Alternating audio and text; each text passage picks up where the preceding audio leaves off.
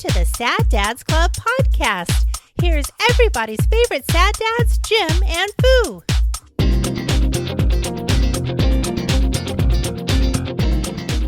So we were watching, there's a movie that we were watching where they piss in a fountain and two good friends and they switch their lives. It's like the classic role switch. Yeah. And I can't think of the two actors' names. They're funny as fuck. But there was a moment where after they had switched, the one dude's in bed with... Oh, boy. He's the other guy. Like, it's him, but she doesn't know, right? Right. So she takes a nasty dump on the toilet while he's in bed, and then she comes from the bathroom after she finishes and gets in bed and sort of like backs her butt up to him. Yeah. And he's like, whoa, don't be coming in hot on me with that and all the shit. He's like, turn that turret around. Oh my gosh. My wife and I laughed.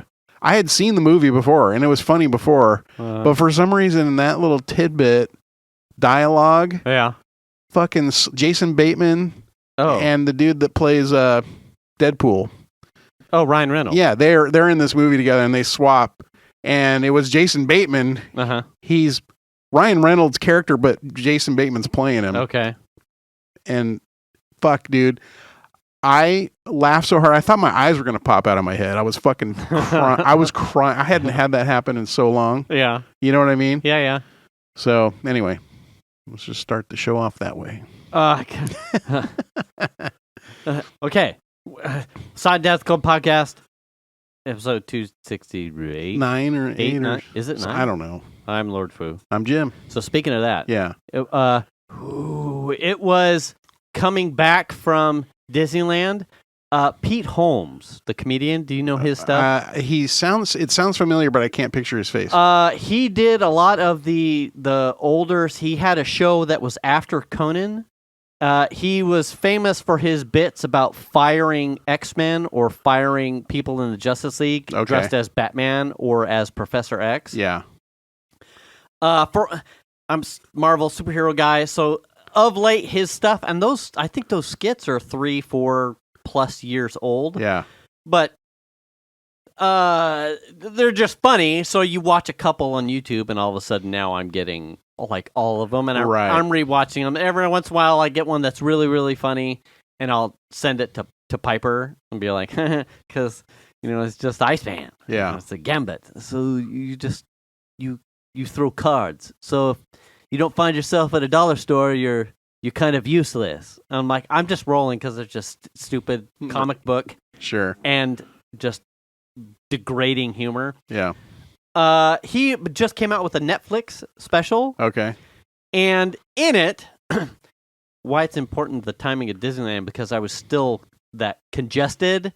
And so if I was to laugh, it was like I couldn't get a full laugh because everything was just hacking. It was so tight. God damn it hurt so bad. He gets off on this bit, where he's talking about the difference between he's talking about being older after COVID and being soft. He's like, I got a little soft around the edges. He's like, but I'm okay with it. He's like, but the big difference, and he's going into all these differences, but the difference between 22 and 42 is he's like, 22, you're taking a piss, and you get done, you shake it, you put it back in your pants, you go to the sink, you wash your hands. He's like, 42, you take a piss, you shake it, you pull your pants up, you start walking to the sink, and you go, oh, shit. Oops. There's something left in the tank. Yeah. And then you hope you can make it back. And I am because I'm in the age. Yeah. And it hit so spot on in that specific moment. I am absolutely rolling because I'm like, 100%. Yeah. That is 100% what it is. Yeah. Like, I don't have any prostate problems, but you can. Yeah, and he goes, it's like an airlock. Like, the older you get, there's like some sort of airlock thing where it just leaves something in the tube once the gate shuts. He's like, so then you finish, and you shake it, And you get done, you pull your pants off, and then the stuff in the airlock just starts to come out. And he's like, so now you're in this place where you're just kind of like, you get done, you shake it, you grab your underwear, and then you're like, hold on a sec. I'm just going to wait for a minute. And then you shake it, and he goes off into this whole bit about, he's like, and I hadn't really thought about this either. He's like, there's this whole thing, like when you go and you're at the urinal, and it's a faux pas to like step out of your lane with a gaze. Right. Like, but how dudes shake their dick after they're done pissing is like a fingerprint. Like, there's no way two dudes shake their dick. Like, some just kind of shake the underwear on the way up, and that's it. And some are like a goddamn fucking water weenie. Some are like a tap, or he's like, and if you think about it, it's fascinating. How do you shake your dick when you're done pissing? I am absolutely rolling, and I'm choking because snot. Yeah, you're congested. And so I'm trying to not laugh, and it all just ends up in this crying, painful. Oh, it was absolutely hilarious. And my daughter is laughing at me because I'm laughing at it. Yeah. But also in pain. So she's having a good time. Anyway, I thought it was funny. Yeah. So, and I hadn't thought about that shit either. It was like the concept of, well, every guy probably shakes his dick different. Yeah, I never really thought about it. Well, there's always been the saying, like, if you shake it more than once or something or twice, then you're playing with it. Oh yeah, there's that whole school of thought. Get out. That's the shit that like I think about when I'm in the bathroom. I'm like, I don't want to be people thinking I'm playing with it. Yeah, there's not a thing going on here. I'm just listen. I'm trying to not leave anything in the airlock. Yeah. If I come out of the bathroom and it looks like I pissed myself, that's even worse than playing with myself. Yeah, playing with myself a little bit because I'm not, Anyway, it was funny. Yeah, funny that you would mention. I'm trying to remember the name of that movie because it sounds vaguely familiar, but I can't. Ryan Reynolds. Yeah, and Bateman in the same movie. Yeah, like how did? Really funny. They're good together. Let's look it up. Ryan Reynolds and Bateman. The Change Up. Oh yeah. Okay. Yeah, a funny movie. It's not like a movie that like broke the bank at the box office or anything. Probably not. Just the funny. Those two guys are great together. Yeah. And Ryan Reynolds has that. He has a specific personality that he plays fairly regularly. Yeah. That sort of personality plus Bateman, and that was sort of like Bateman's sort of return into doing movies and stuff because it was like kind of an early movie. But I like both of those guys and put them together. Jason Bateman, I feel like, is one of those underrated, like, funny people. Yeah. Like, you see him in, like TV shows where he's, like, he's on it. Where did I see? He did, what was that one? Dodgeball. Oh, yeah. Where he's just, he's like an announcer for Dodgeball and just, like, this hip, like spiked hair kind of thing. Bold move, Cotton. Let's see how this plays out. Like just plays bit parts, but like always nails everything he's in. Yeah, and is super hilarious. Yeah, if you let him run with it, like really great at improv. Yeah, I really like him. What was the other movie? Identity Theft or whatever. Oh, with Melissa McCarthy. Yeah, that's a good movie, and just he's got some timing in the way he says stuff. But also, if you watch him in the was it Netflix? He had that series, The Bluths. Yes, as a very serious role, where he's basically working for drug cartel. Oh yeah, Ozark. Yeah, Ozark, and he does that really fucking good too. So he's he's really good at the comedy stuff, and then he surprises you in roles where he's not relying on comedy to be, special. Yeah. He's just really good actor. Yeah. I really like him as an actor. So anyway, What do you got? I got my car back You did. on Friday. Yeah, it ran good for about 3 days. And then the check engine light came back on. Nuh-uh.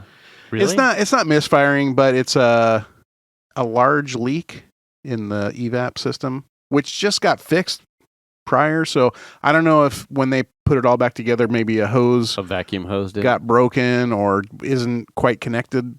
Maybe it disconnected or wasn't connected all the way or something like that. Yeah.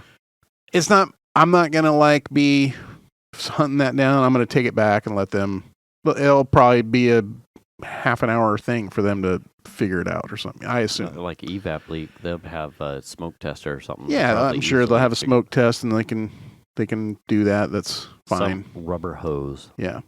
But it's running fine. It runs really good, even with the check engine light and with the large leak on the evap that popped up yesterday afternoon. Still makes boost.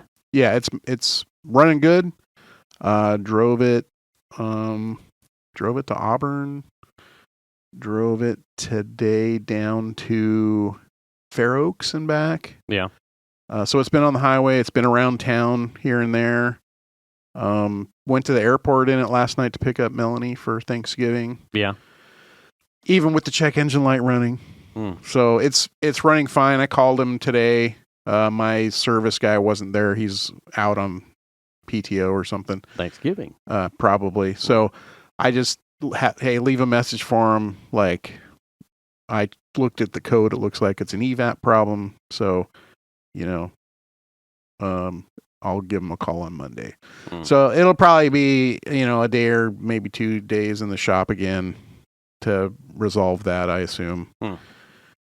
But here's the really cool thing. The car's been in the shop. It was in the shop 92 days. That sounds like a lot. It is, but that's the second or third time that's happened this year. Right. And I kind of looked at it and I'm sure you guys are tired of me talking about it, but I kind of approached this what am I going to do? I don't have any control over it. And as much as I would love to throw a fucking tantrum and be mad about it, it's not their fault. It's the car's issue or whatever. And so I just was really patient. I'm working from home. I don't necessarily need, there's only been a handful of times where it would have been really nice to have 2 cars.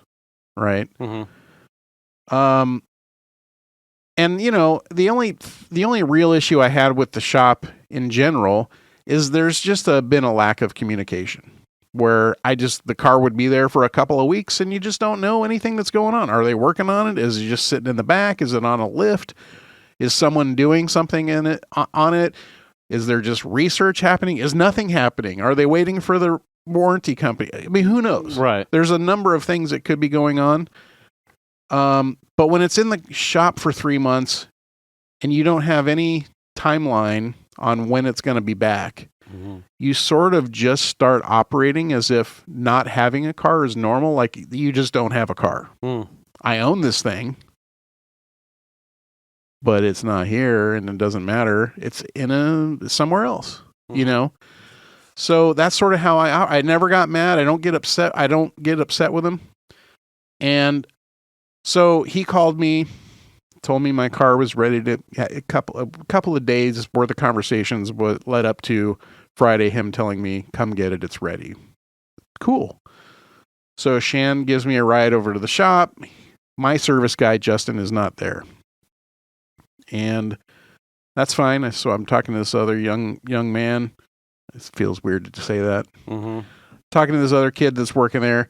And I'm like, hey, I'm here to pick up the Cadillac, the car that everyone's tired of looking at. And I'm making jokes about it because I'm sure they are. I'm sure the fucking techs there despise that piece of shit. And from their standpoint. Sure. No, That's another conversation on whether or not I think it's a piece of shit. He's like, we've rolled through 3 Corollas in the time we've had this one here. Oh, kind of 3, thing. I'm sure they've done way, Yeah. you know what I'm saying. So he says, oh, let me find your paperwork. You know, Justin's out on lunch, but he'll be back soon if you just want to wait. I'm like, no, it's cool. And he's like, do you know how much you're supposed to pay? And I'm like, the last thing I was told was $229 and change, whatever the total is. Oh, okay. So he starts looking around. He goes, I can't find anything that tells me how much you're supposed to pay. All I can see is the total bill, which is $3,500. Hey. And I'm like, whoa. You know what I mean? Like, damn. Well, there you go. Yeah. Right. Yeah. And I'm like, okay. He goes, let me call Justin and find out how much you're supposed to pay. All right, cool. So he calls Justin, and I can hear Justin from the speaker on the phone. Mm-hmm. And he's like, hey, you know, Schroeder's here to pick up the Cadillac. How much do we charge him? You know, I can't find anything. He's like, oh, yeah, we had that car forever, so we're not charging him anything. And I was just like, whoa, wow. Okay, cool. I mean, all right. So he hangs up the phone, and I go, yeah, I heard him. I can't believe that. And I said, what does he like to drink? Yeah. Okay. And he goes, I don't know. I'll have to call him back. And I said, well, when he gets on the phone, tell him that I said, hey, that's too much. Right? As a joke. So he calls Justin back, and he's like, hey, Schroeder said that's too much. And you hear him go, wait, what? Like he was confused. Yeah. And he goes, actually, he just wants to know what you drink. And I hear him say, Modelo and 805. There you go. And I'm like, okay. So I pay, meaning he just gave me my keys and my paperwork. And I said, I'll be back. So I ran to Walmart and I bought the man a case of each kind of beer. Yeah. And brought it back, and he happened to be there. So I had it all loaded in my trunk. And I was like, hey, Justin, you mind coming out? You know? And he's like, all right. And I walked to the back of my car, and I popped the trunk, and he goes, whoa. And I'm like, hey, I know this was a very trying car. I really sorry about that. But this is for you. For you, give it to the guys, you know, share it or not. I don't care. Right. Whatever you want to do. Right. And so I helped him load the beer into the back room, 2 cases of beer. And he's like, oh, thanks so much. And I said, well, hopefully it doesn't have to come back. It's running okay right now. I mean, it ran me to Walmart to get you beer. So we're good. Yeah. I'm like, I just ran to Walmart and back, so I don't really know. I'll have to get some miles on it. He's like, yeah, you know, and we talked a little bit here and there. And the original guy that I worked with there, a guy named Sean, was kind of a dick. Mm-hmm. Didn't really care for him, and that's why I'm talking to Justin now. Mm-hmm. He tells me, hey, by the way, Sean no longer works here. So that was telling. He goes, yeah, he didn't fit real well, and then we just got to a point where it didn't work. Okay, you know, cool. So I said, all right, cool, man, and hopefully I won't have to talk to you. I mean, you know, nothing personal. Right. But like I said, I really felt like I wanted to approach it, the whole repair, and even still now, with understanding and like patience, more than probably I ever would have in any time of my life. It's just not worth being mad about, right? Right.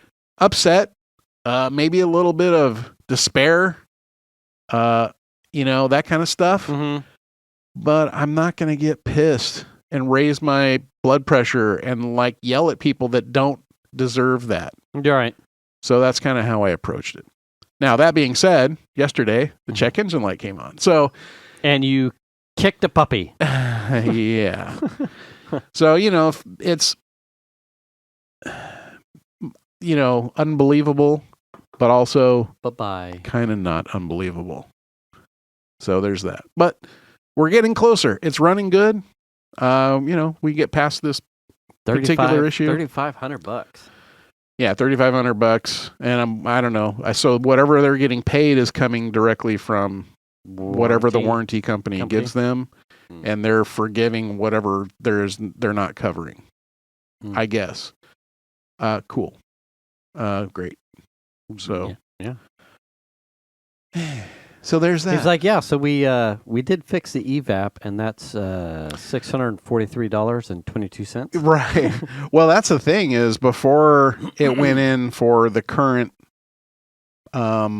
misfire situation, right? That took 92 days. It did have an large leak evap issue that they replaced the purge valve in the charcoal tank. Yes. So that has been addressed once already. So did the valve die? The new valve die? I don't know. Interesting. When they put it all back together? I don't know. If maybe they had the engine out on it, I have no idea. Yeah. But did something just get partially connected, but it looked like it was connected? Did a hose break? Did something split? I don't know. When they did the head gasket replacement on the RS, I had a vacuum line that was on, but not like however the clasp the clicker. Yeah, it wasn't clicked. And I didn't get a check engine code, but while I think it had been like a week later, I had like popped the hood to can you inspect the work? Yeah, can you see that? Is there anything obvious the amount of work they did? Are there any stitches in here? I had pulled off like the vanity cover of the valve covers. Yeah, and elbowed a hose down at the intake manifold, and it. Yeah, and I went, oh shit. Yeah, what? And it clearly with purchase went back on and then clicked. And there were, and then you tug on it. And you can tell it's not coming off. Yeah, I'm like, oh well. Oh, I fixed that. Yeah, well, look at me, I'm a mechanic. Yeah, look at that. I aided in head gasket a replacement. Little oval and a set of overalls for my mechanic innings. Anyway, well, it's entirely possible. Yeah, so I'm not mad about it. It's part of me couldn't believe that it was doing as well as it had. So right, the fact that it happened, I was kind of I was disappointed for sure, but that's pretty minor in the grand scheme of things. Yeah. So, it is what it is. But we're getting closer to the end, I feel like. It feels like it's running good. It runs nice and strong. It makes boost. Going into the holiday with your own wheels. Yeah. Yeah.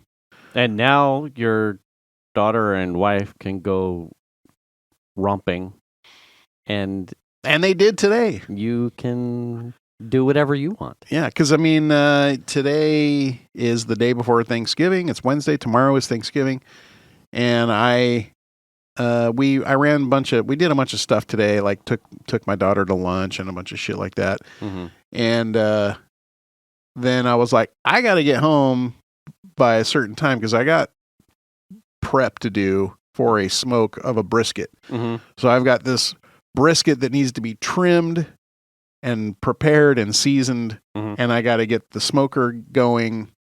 And so that's all, the trimming takes time.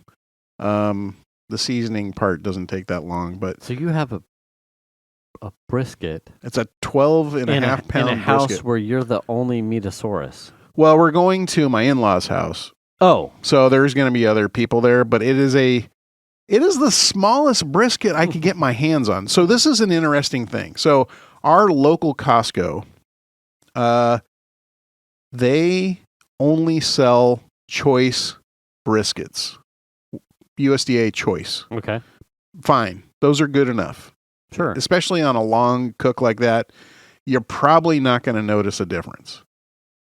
However, if you go to the other Costco in Citrus Heights, which is down the street a ways, they actually sell prime. Oh, shit. I did not know. I just figured all Costcos were the same in their meat department. I have never seen prime at ours. It's only choice. And in fact, our local Roseville Meat Market, which is highly regarded, only sells choice brisket. Right? Okay.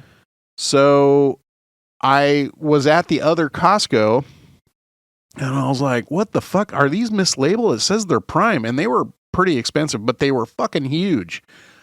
I don't need, nor can my smoker handle a giant brisket. Mm-hmm. And some of them were like $90, $70 or whatever. And I'm like, that's fine if that's their cost, if I'm getting a prime piece of meat. Right. But the problem is they're so big that they just wouldn't fit in they won't fit in my cabinet, in my smoker cabinet. So I didn't buy one of those. I went to my Costco and found the smallest one they had. It was $39, but it was also a choice piece of beef rather than a prime piece of beef. Interesting. And it's wigging out. Yeah. So I thought that was interesting, but I don't care. I've only ever smoked choice brisket anyways. Mm-mm. So, and it's like it's going to be a 20-hour or so smoke. So I'm not worried about that, you know. But I thought that was interesting. So I didn't know that.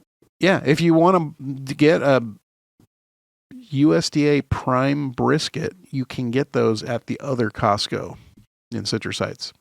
Who'd have thunk? How many pounds? Mine was 12, and it was just larger than my cabinet. I mean, I squeezed it in there. I'm like, I'm not trimming any more off. It's going in. Sorry, it's touching the sides a little bit. Yeah.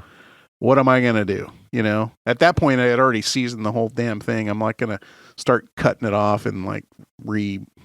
I didn't have time. You're not fucking Michelangelo here. No. I just need the meat.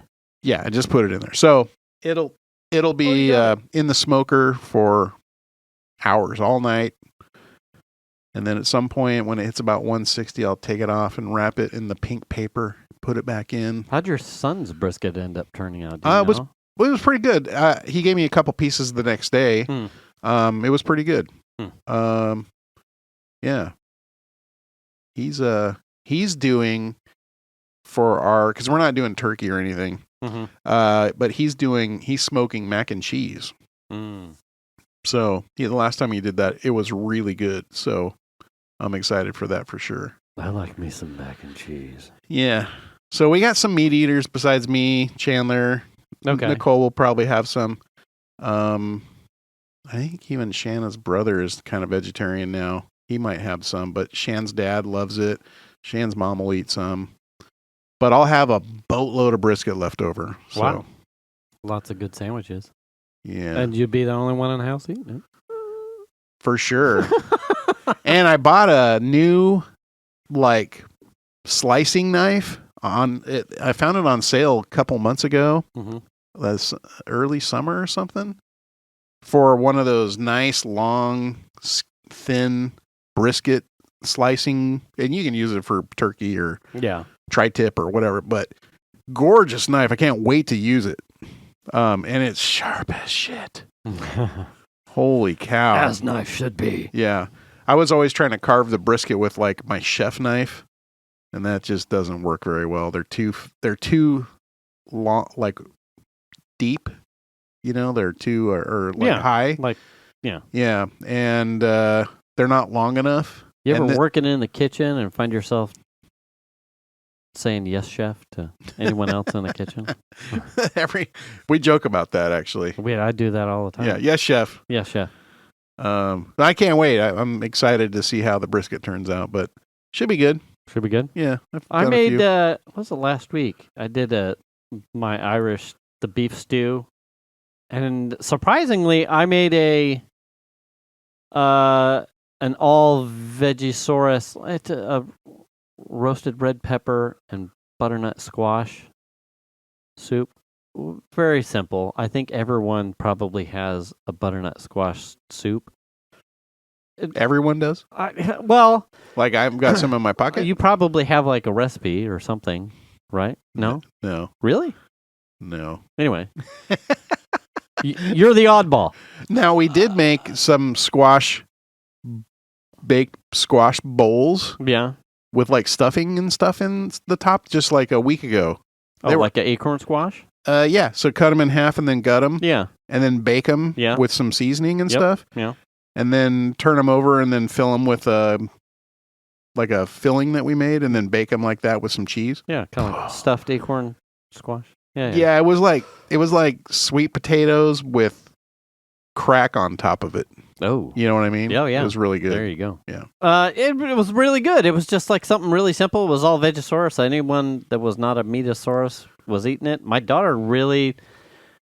Like, I have a couple soups in, like, Venus's super awesome recipe collector folder that we have of, like, make this again. Like, if it's a good thing to... And I don't remember if she pulled this one out. It was in there, but I couldn't remember roasting a red pepper and doing... but, like, I've done a roasted butternut squash soup, but I couldn't remember the red pepper being a part of it. Anyway, it was amazing. It was really, really, really, really fucking good. Yeah. The Irish stew is like one of those things. Who was I talking about? It was probably Mike. It's one of the few things that I make that I'm done. Like, it's unlike my chili or some of my other soups or dishes where I'm like, I'm gonna tweak this thing. You won't tweak it. It's perfect. It's I have made that stew that way, with perfect results, like three times in a row. And I have so you've nailed it down. Pretty much. I've nailed it, and it's one of those things. Outside of other dishes that I like, I would like to try this next time with this. It is I'm done. This is so good. Does it feel good to know that you're finished developing that recipe? Yes, because now I don't have. Are you like scientific about it, where you're like, okay, here's the recipe. This time I'm going to make these changes, and then you note those, and then later on I made this, and that was either good or bad. Yeah. You do that? Are you that? Okay. Yes, I have like notes on the one recipe that's like my final printout with notes. It has the things that I have tweaked or updated, and I know that my tweaks and updates by memory at this point, that I had forgotten my list of stuff to buy at the grocery store, and when we went grocery shopping, I went, well, I can... Like, I know what I need. I need this, and everything else we had at the house. Like, I knew the grocery list for it. Could I do that for my chili? Absolutely not. Like, my chili is all over the... No, I'm going to... And then some of this. I did spend a lot of time tweaking the mashed potatoes, because I would prefer... I've had plenty of stews where, you're cubing your potatoes and you're cooking it, so you've got stew with your potatoes. Yeah. The last couple times I've made mashed potatoes on the side, and I just pipe in or scoop in mashed potatoes and then mix it like as you want. It allows someone who's not a potato fan or has... Who the fuck's not a potato fan? Zander doesn't like a certain consistency of potatoes. Although Zander also doesn't like the stew. He doesn't like it. So growing up, my mom made stew a lot. Yeah. And the flavor was always really good. But the stew meat that she used was always... It wasn't long cooked. It was short cooked. Yeah. And it was tough. Really? It was always... That always bugged me. Yeah.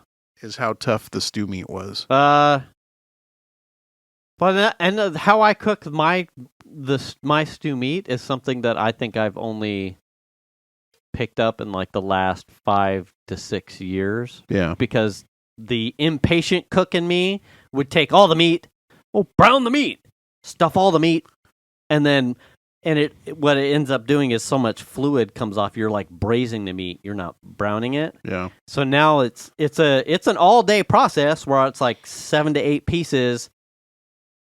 Flip. Yeah. Comes out 7 to more 8 pieces. Flip. I don't think the young me would have the patience, and that's probably why I would do meat-based. My chili was the same way, like early on, where it was like the meat was not cooked enough or just didn't have the consistency of something that was cooked right, because it wasn't cooked right. It was bad. But now I don't cook it bad. So are you saying when you make stew, your meat is a longer cook, so it's more tender? Because you are using stew meat, or you do using some other kind of beef? It's chuck. So like chuck roast, cubed chuck roast, but it's just flat out like seared all the way around, and then it comes out, and then the length of time it sits in there after being like it's double cooked at that point.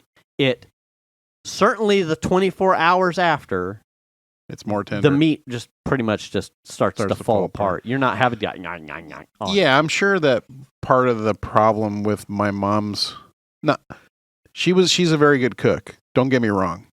But I think part of the problem with her stew process was the fact that it's a quick cook on the whatever the roast was that she used, stew meat. And so that doesn't give enough time for the proteins to really break down. And then as a kid, like gnawing on a hunk of stew meat is not,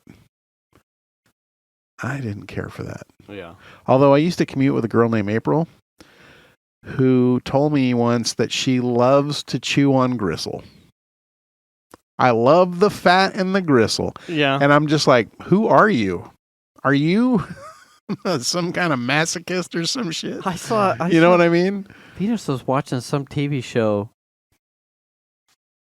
and I walked in the room, and the guy was handing his girlfriend or wife or something, a partner of some form or fashion. They're in a truck, and he like reaches over and hands her something, and she, grabs it and just takes like a bite out of it like it was jerky. I'm like, what the fuck is that? And Venus goes, it's a raw steak. Oh, what? And so like steak tartare? Yeah. Like she's just taking a fucking New York and just taking a gnaw at it like a piece of beef jerky in a truck, in the car. I was like, first off, I mean, are you buying the steak out of the grocery store and you're like, I just can't wait to try it? And then like, no, I think whatever quirk the show was, guy was just a fucking raw meat, like some sort of Neanderthal. Well, is probably what it amounts to. The guy was a fucking idiot. Wow. Like, anyway. Yeah. Now, I will say this. As I get older, I used to want all of my beefs well done. You know what I mean? Yeah, but I do not know what you mean. No, but I mean, for me personally, like that was texturally, I didn't want to see pink. It just blood. Yeah, rare is even now. Rare is out. Like I won't do a rare steak. Yeah. It's not appetizing. The visual, there's no visual appeal to it for me. But I will go as low as medium. Okay, that's what I found is my. Oh shit! Like now I realize, with that meat temperature being a little lower, you retain the moisture and tenderness. Depending on the steak, rather than when you go well done, it does tend to stiffen up a bit. Yeah. You know what I mean? Right. And it's typically a little bit drier. And so I dig the medium, you know? Yeah. I can't do rare. I don't do rare. Like a medium rare is my preferred. Yeah. But even then, if it's like too pink, yeah, I'll just. One time we had the kids, Chandler and Nicole, over for dinner, and I was doing, I think it was fillets, and they were all about the same size. And put them out on the grill. They were all on the grill the same amount of time. They all came off at the same time, and mine was cooked perfectly. But Chandler and Nicole's she's not a big meat eater in general, so if it's off, she just won't eat it. Right. She didn't say anything to me at the time. I didn't realize hers was fucking rare as shit. Oh, wow. And I felt really bad about that because that's what I served you for dinner. But also, say some shit. I will go put that motherfucker back on the steak on the grill for you. Yeah. Say something. Yeah. If it's wrong, I want to know. Yeah. You know? I do that frequently. Yeah. Like, because sometimes you just get inconsistency. Why is that? Like, that's the weirdest shit. It's probably even cut off of the same... Swamp gas. Yeah, it was probably cut off of the same, tenderloin. Yeah. So it doesn't make any sense to me, but... Why didn't it work? Yeah, that was frustrating. And that's my favorite. Filet, because they don't have a lot of fat on them. Mm-hmm. And then you get like a seared crust and just about medium. Oh gosh, fork tender. They're so delicious. How often do you do those? Rarely. I mean, it's sort of a special occasion kind of thing. Like, I mean, we don't do it very often, but sometimes we'll go to like Outback or something. Yeah. And it's not like they're a fabulous steakhouse, but that's an opportunity for me to get a like Victoria's filet. Mm-hmm. Just a filet. It's just, perfect. Right. I don't even need the big one, just the small one. Perfect. Like I said, it's not like it's a magical steakhouse or anything, but it's the kind of steak that I want to get. I don't want like a New York or something like that. I got to trim fat off. Right. I just don't care for that much. Yeah. So.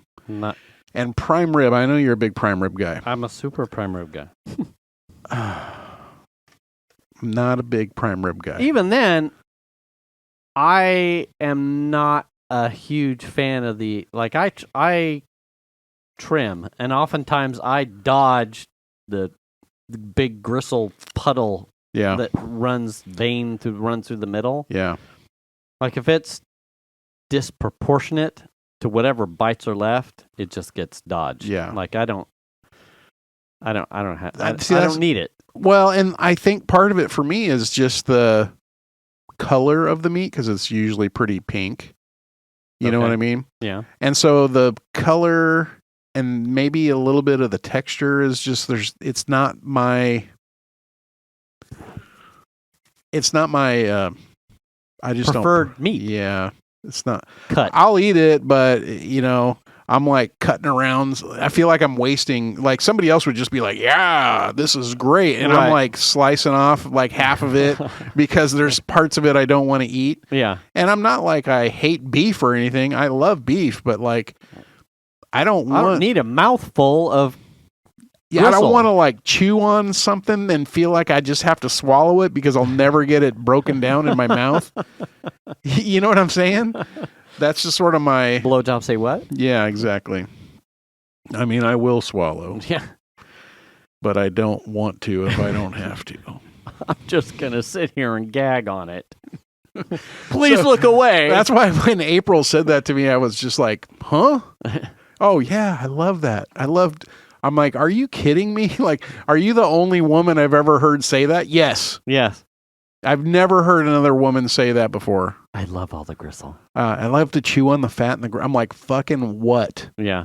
Huh? Who are you? Maybe she was trying to hit on you or something. She's like, I want you to fill my mouth. She was like one of the funniest chicks. We used to do this thing because, like yawning is contagious. Yes. We would be in the car commuting together and be like, all right, let's see if we can get these people to yawn. And we just pull up next to a car like on Highway 49 and start doing the whole thing. And like sometimes we could get somebody to yawn if they would look over. And we'd be like, yeah, yawner. Busted, bitch. Yeah, we got a yawner. So she was fun. But good time. She ended up moving up there and then I didn't commute with her anymore. Oh, Grass Valley? Yeah. Still living up there with her husband, and she has kids now, and she works for I think it's Best Sanitizers or something. Like they make cleaning products. Oh yeah. For industrial use, I guess. Yeah. Probably, I assume, the little blue pissing target in the bottom of the urinal. Oh, urinal cakes. Yeah, I assume they make those or sell them. Yeah. So anyway, fun stuff. We were at what would be so it was Rodriguez High School down at Cordelia Junction. Is pretty much as far down. So Vacaville, outside of Vacaville, just before like Corquina Strait. Okay. Last band competition for the year. Got real cold. real windy because that was the storm was blowing through the last day. So down there in the valley and the delta, it was like pretty whipping it up. Yeah. I ran into this situation where, you know how these are the visual in Cars at the tail end of the Cars movie where the Jeep character is teaching all of the mall crawlers how to go off road, and they're like, ugh! Yeah. If you're in the area, certainly Northern California, the brodozer culture, the lifted truck, but don't do anything with it, mall crawler type of thing. Yeah. Very machismo, over the top. Like, what are you doing with that kind of thing? Well, they only have them lifted so they could finally get up into their wheel wells and put lights up there. Sure. That's the only reason why they're lifted. We have a bunch of very nice, very handy parents that tow some of the trailers down to some of these locations that house all of like the band equipment. So it's all volunteer stuff. Volunteer. Yeah. There's a couple guys with big trucks, and then one gentleman who's towing it with like one of the like PT Cruiser. One big PT Cruiser. One of the big Infinities, a V8 Infinity SUV. Okay. Capable, but we're in this situation. A QX 750. I don't know. I'm making it up. Queue up something. Whatever it's bigger than a Path. Whatever the one's Titan. Frontier. No, it's the one built on the Titan platform.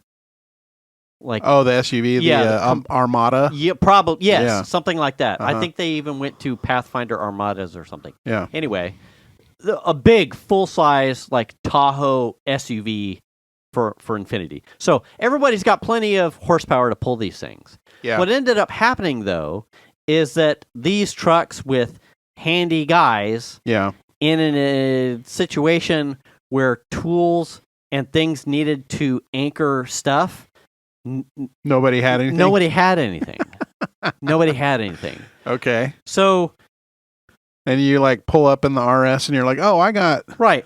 and we're sitting there like some of the parents are all just kind of holding some of these awnings, not awnings, the like pop up shade, whatever's to like. Because it was windy as shit. Windy, and it was drizzling some rain. We don't want to keep the snacks and all stuff dry. But no one has rope. No one has tie downs. No one has tools to or tool chests as weights. No one has. As I look at the small truck that's in my driveway, that I have prepared for all of these things because.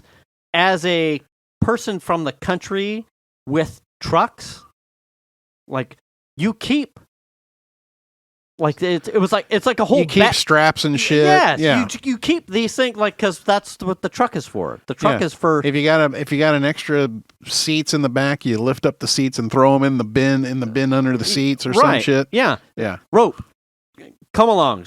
All these straps. things. Just and buckets. Like who. Because buckets, right? Yeah. It hit me in this moment of one, I'm certainly over prepared for most things. Like it's just that's how I do it. But the country perspective that I have towards trucks, it like came to this like moment where, you have a truck, but you don't truck with it. You know what I'm saying? Like, you know why I figure most people get a truck is to help somebody move because they really just enjoy helping people move. Moving people around. But they're like, if I'm going to help people move, they're going to provide me the straps to tie stuff down, the tie downs. Yeah. It was it was just like a peculiar situation to me because I'm like, well, I wouldn't leave. I wouldn't leave if I'm taking the truck to do a thing for utility purpose, I'm prepared that way. Yeah. And then it was, But you didn't take the truck. No. The truck's here. Yeah, the truck is here. But, so every year, so this is Zander's sophomore year. So, certainly this probably would have been a thing with Piper. I just wasn't asked to participate in the same manner that I'm participating with Zander. But every year with Zander so far, since he doesn't have like the same hole shots that COVID did to Piper, is like I'm iterating. So the first year it was now I know which events I need to bring extra jackets to and stuff. We went to Oakmont this roughly the same time this year, and this time I brought a thing with hot chocolate because it got stupid cold. The podcast lights that we are no longer using that I brought to Oakmont last year. That man, these would be handy. I'm like, I don't use these anymore. I'll donate them to the band. Yeah. Except a couple of pay it forward. Right, pay it forward.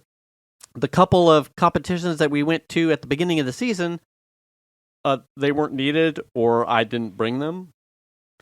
But the last couple I did, and they were super fucking useful. Yeah. Like, so now they just sit here. Now next year, I will make sure that they just go to each one. Venus has with a handy little towing cart here now that's also super utility. Yeah. But now I'm thinking next year, as some parents rotate out, the hard body doesn't have enough towing to tow the big trailers. Yeah. But if I'm going to all the competitions, I'm taking a hard body, I'm taking buckets, I'm taking tie downs, I'm taking ropes, I'm taking bungees. Yeah. Weights in case we need to weight the canopies down. Sure. Because why not? Why not? Yeah. And next year, how do you not look at things that you have seen and not make adjustments? You know what I'm saying? I think in that situation, I think it's like everybody just thinks somebody else is doing it, so no one's talking about it. Right. Right. So even though they all have trucks, no one's thinking, I need to bring some stuff. Right. One of the I'm towing or whatever. One of the dads had a really good idea. He's like, well, we should have like small buckets with cement and like a rebar hook sunk in it so we could take these. But it was a great idea, but I think that dad is rotating out. Yeah. And so unless someone who overheard him, like me, does it, it'll just, it continues this cycle of like, well, that might be a good idea, but no one puts it in place because someone's going to go, why would I bring concrete buckets to a and that's the thing too, if you're a dad that's rotating out, your investment now is limited. Right. You're like, I hope someone remembers that idea. I'm all done. You should probably do that. Yeah. Kind of a thing. Yeah. That's, we used to do a lot with Millie's Dance Studio. So whenever there were competitions and shit, we'd be helping out with moving stuff to competition, like the backdrops and the stuff for like the big dance routine for like they have like they have one routine that's a really big one that's like a multi-song thing. Mm-hmm. And so I'd be helping lug pieces around or bringing stuff out onto the stage. Yeah. During the competition to get stuff set up for You're a roadie. Pretty much. Fuck yeah. But I was never involved. I don't have a way to tow anything, so I wasn't part of the loading process, but they had pretty much all gotten it all taken care of. But so they had a trailer and it would just show up and be like, yeah, I'll help, that kind of stuff. So a lot of times I would watch Millie dancing from the side of the thing rather than from the audience because I was helping move stuff around or whatever. Yeah. But I never had to worry about what if we need X or Y or Z or, Mm-hmm. but that's a whole nother situation because you're going to a completely unknown sort of situation. Are we going to have a place to sit under? Right. If not, are we going to have something to bring? If it's windy, if it's cold, if it's hot, if it's this, if it's that, there's a bunch of considerations, especially when it's like food or kids' comfort or keeping equipment dry or, all different kinds of stuff. So that's a tough one, especially with that many people and stuff. Yes. But I've I got feel like 2 years. Yeah, I feel like some people are just in that mode of like, oh, somebody's probably got that already. Yeah. And y'all have to sit down and have a Zoom meeting and hammer it all out, bro. I don't know about that one. And there's politics everywhere, right? So it's hard to, Venus and I are standing and I'm holding just one pole. It's my space. This is my job. Oh, yeah, you're holding the pole. And she was like, can I just, and I'm like, no, there's kids around and, you can't do that on this pole. But, if we sneak behind, anyway. Hashtag Lomo. You just reminded me of something funny. I am not officially there with a duty. Yeah, you're just there to help if you need to. Right. Yeah. And that's it. Like, you need me to hold something, hold something. I'm not in one of the vehicles towing anything. I'm not a support vehicle. My wife has more of a role as far as a booster and whatever the board treasurer she's doing for the boosters. I am the guy here with Venus. Yeah. That's my job. My son's in the band. So right. Yeah. So for me to be like, these pop-ups hey, and the fuckers, table, you're all fucked up. Like, I'm not telling you how you should be doing this, but science says we should be using one of these big trailers as a windbreak with the food over there, so you're not having to put these giant tents around the sternos. Right. And the wind, like. By the way, this is how a generator and power works. Right. Yeah. Exactly. It started raining, and they hadn't put the pop-ups up yet, and they had tented all the food, and it starts raining, and everyone moves the chairs, and they get inside some of the empty trailers, and I just stand next to one because windbreak. Yeah. Like, I'm not getting wet. I'm outside watching the food, making sure no one comes and steals anything, but I'm dry because science. I'm like, I'm holding the pole, and the things had gone up, and it's still drizzly and raining.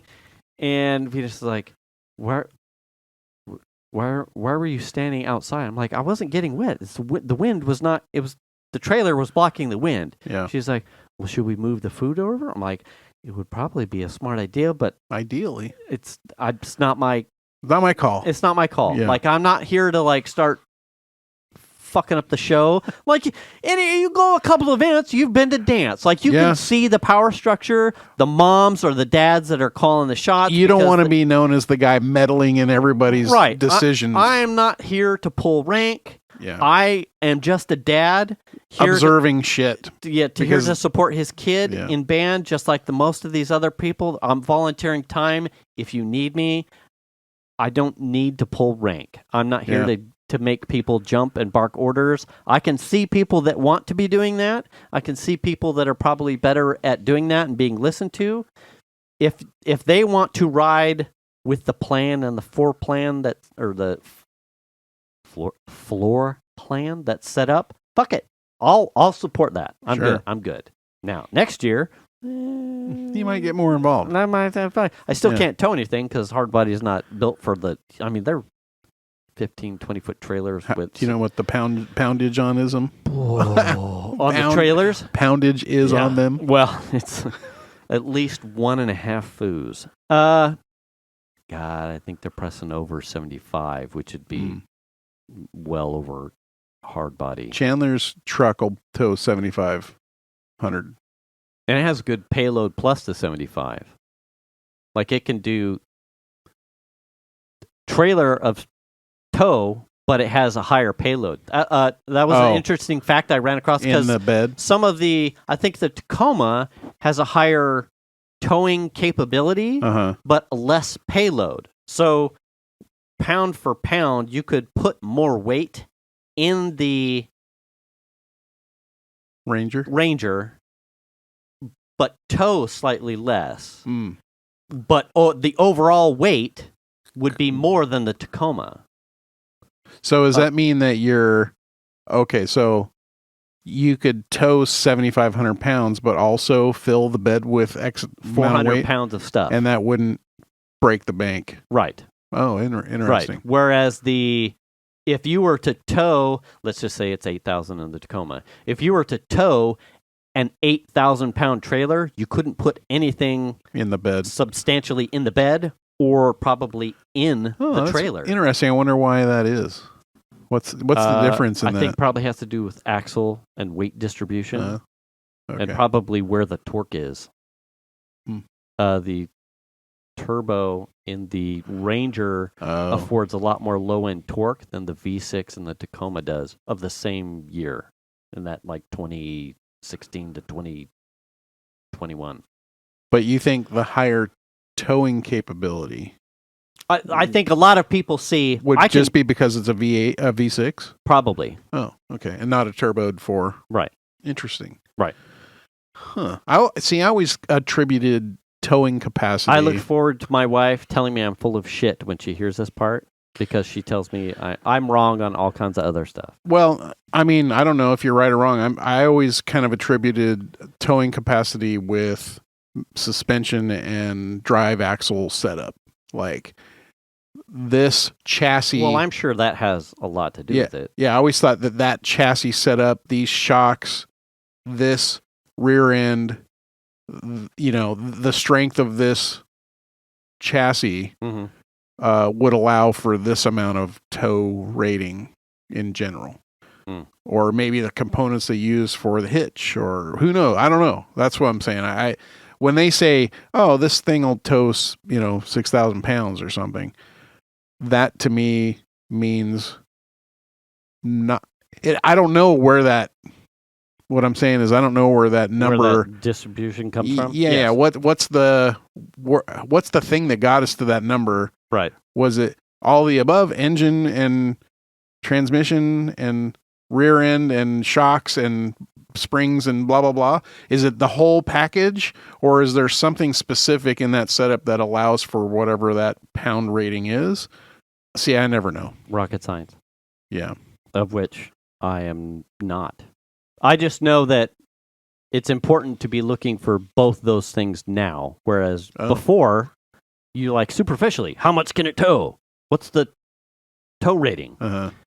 You want to look at towing capacity and payload. What about if it's a dually that uses a fifth wheel hitch? Are we talking about your mom? Well, I mean, because that is a truck that is towing from the bed, right? It's not coming off the hitch, off of the rear end. It's coming out of so you're fifth wheel towing on a thing mounted in the bed. So does that change the tow capacity because of weight distribution? It's not now on the back of the chassis. It's in the center of the probably bed. Where it's tied to probably all kinds of shit. There are probably all kinds of science equations relative to balance, weight distribution, and frame design. And also rear end capability, right? Sure. First of all, if you don't have a motor that can move it, that's part of it. Right. If you don't have a transmission that's strong enough to handle the power from the motor to send it to the rear end, that's part of it. So there's all kinds of things that seem to affect it. But I always thought weight in general was more related to whether or not the truck can actually hold the shit. But I don't know. There's probably a big combination of several things, I assume. There's probably you're right. There's probably just a giant math equation. Some guy with a pencil pocket protector. Yeah. And he's actually pull, he's like, and then pull down on the thing, and with his little green visor. Yeah, except instead of money, it's calculations. There's no rebates here for you, sir. Also, you're over towing capacity. Unless you move the toothpick to your hood ornament, right? Your center of gravity moves from. Okay. Anyway. Yeah, I really don't know how all that stuff works at all. Did you try the share play? in your CarPlay. No, you know why? Because Shanna has not updated her phone. God damn it. You know, Your Melly daughter- has, though. I was going to say, did your daughter not squat on your... She is... She was in the car today, but I forgot all about it. We used it because Piper went with me to Rodriguez Yeah. for that. And on the way back, I was just listening to like Apple's top 40 hits. Country music? Yeah. Fucking No, weirdo. it's good too because both of us, anytime a country thing would come on, the whatever the top 40 hits thing was, she, Skip. I'm running. She's like, "Do you mind?" And I went, "No. Oh. Get that shit." In outta fact, here." if you don't do it, I'm going to smack you. Right. It's funny you mention because on our way there, we're going through the same list. On our way there, we get the off ramp, Yeah. and some rap song titled "Fuck You Mean" Okay. came on, and she like goes to like punch through it because Yeah. it was already starting with like some trap beat kind of thing. Uh-huh. And she hits it and it skips to the next one. I think it was country, and I went, whoa, wait, you really don't want to know where the song "Fuck You Mean" ends? Like how like what happens there? And so she goes back, and it was a terrible song. Oh, of course it was. But the hook was exactly what you would think it was. It was "Fuck you mean." Oh my God. Fuck you mean. So is it like I'm going to fuck you no. and it's going to be mean? No. Or is it like, It's like, what the fuck you like mean? you are fucking mean? No. Fuck you mean. Oh, like a question. Yes. Fuck you mean. Yeah. The fuck you mean? Is what it was. And so then we're laughing about it. And so now it's like it's a inside joke thing. So on the way back though, I know it was terrible. On the way back, we're like getting through, and it was just like starting to get played out. And she's like, "But I have Apple Maps on." Oh, also correction there. Shit, we're so running out of time. The song's getting played out, and she's like, "Do you mind if I?" And I'm like, I like the comfort of seeing the maps. And I went, "Oh, wait." And so, So it allows her to feed in her music, but leaves your maps intact. yes, Yeah. yes. Okay. So hit the UI thing. I think it's on the actual dash, like to share it, and then she gets like a share prompt that it's available, and then she like do you want to invite? And then there's a handshake, and then she's punching through and she's playing songs. Absolutely amazing. If you recall, we last week we got lost. We wrong turn because I said fucking Apple Maps had like a turn indicator with a feet, but no, like the prompting for Google Maps will give you like lane choices, like the lane prompts where you need to be, 2, 3 lanes over, blah blah blah. We are on our way there, and I'm using Apple Maps because it's just comfort, and the footage and turn marker comes up for something off of 80, getting on 80 to where we were going. And I went, man, this is exactly what, I know where I'm going, but this is exactly what got us boned with Pop. And Piper like reaches over onto the thing and she touches the pop-up of the turn and feet thing, and it drops out and gives the lane. Oh, and I went, I must have fucked up at some point. You're telling me this, that it doesn't give you the lane preference thing, and I'm like, man, I see this all the time. Right. Well, okay. That was the thing. When we left, I'm like, I swear Apple did the same thing that Google did. Yeah. But there was an update in there somewhere, and I just Somehow it figured got disabled. maybe they took it out. But more than likely, I fat finger toggled it at some point on my own because Piper just kind of reaches up as I'm like, and Google Maps does this thing, and she like bump. Boop, she touches it and it like drops out and it shows you the shit shows you you're all looking thing, for. and I went, oh well shit. And she went, I didn't know it would do that, but I just figured what would happen. Yeah. And I went, well shit. Yeah.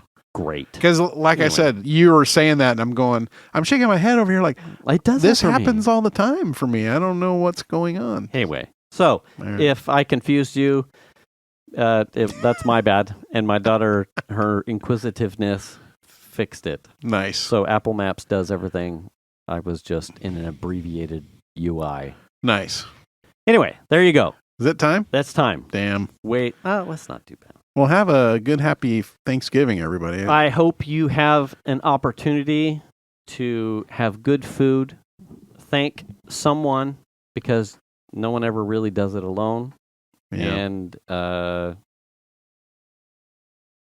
yeah. Man, a lot of stuff to be thankful for this year. Yeah. I'm very thankful for a whole bunch of stuff. And yeah, tell someone thanks, because Yeah. I'm sure they would appreciate it. You know, Thanksgiving isn't what it used to be. Like, I feel like the whole pilgrim thing is not, it's more about spending time with your family I would agree. and having an appreciation for them and the things that you, I would agree. or your situation. 100%. Like Yeah. the last 48 hours, specifically since last week's show when I was talking about Venus's dad and whatnot, particularly the last 48 hours, like the older I get, the more I have an opportunity, like work is a little bit slow. We're dragging on again. I get the feels a Yeah. lot. Like I'm very fortunate. I'm Yeah. surrounded by a bunch of really great people. I love my family. I'm very fortunate, Yeah. and it just seems like every year it gets there's a lot more feels to be grateful for. Yeah. Like when you look at people who may not have the same opportunities and the same fortunate circumstances that I do and my family does, I'm very lucky, and I'm very, very extremely thankful. And also, you have stayed out of the crack. So, you know, Yeah, that's a big part of I'm it. not in the sauce. I'm Yeah. not chasing dragons or anything like that. Right. So, that's a big part of it. Right. So, On that note, you should return the cart, should wash your ass. wash your hands, Check your oil, Tony. keep up to date with your shots, Make the call if you need it.